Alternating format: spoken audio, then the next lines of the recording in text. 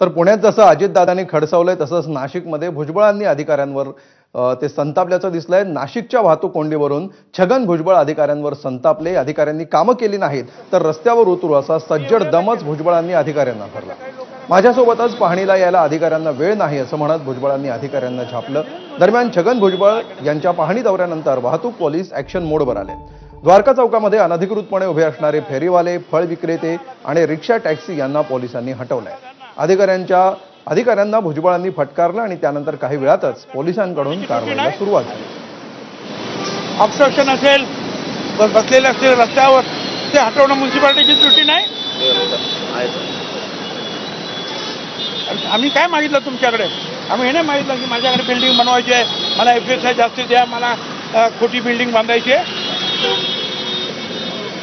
कारण आम्हाला शिकू नको, मला तरी शिकू नका कोणी। म्युन्सिपालिटी आणि पोलिसांचं काम मी होम पण सांभाळलं आहे, म्युन्सिपालिटी पण सांभाळली आहे। आम्हाला तर टेंडर बिंडरचं नका करतो। अरे सामान्य साधं काही लोकांना तरी सांगितले ना तरी ते तुम्हाला मदत करतील।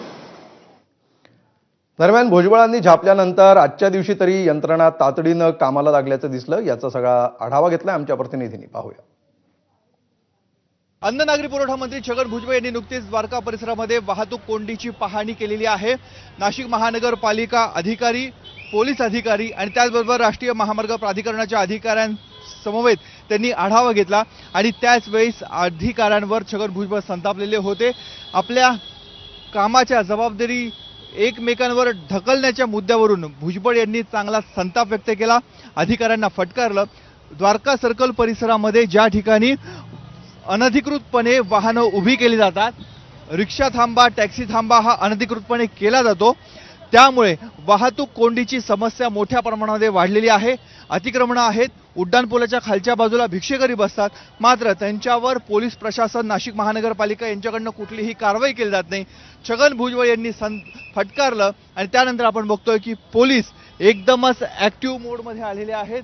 पोलिसांकडनं आता जो सर्व्हिस रोड आहे तो सर्व्हिस रोड रिकामा करायला सुरुवात झालेली आहे।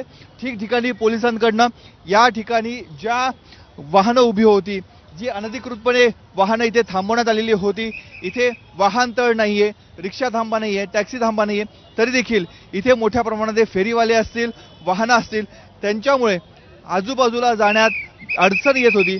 हा रस्ता पूर्णपणे पॅक होत होता आणि म्हणूनच इथे 15-15, 20-20 मिनिटं वाहतूक कोंडीच्या समस्येला नाशिककरांना दिवसभर सामोरं जावं लागत होतं।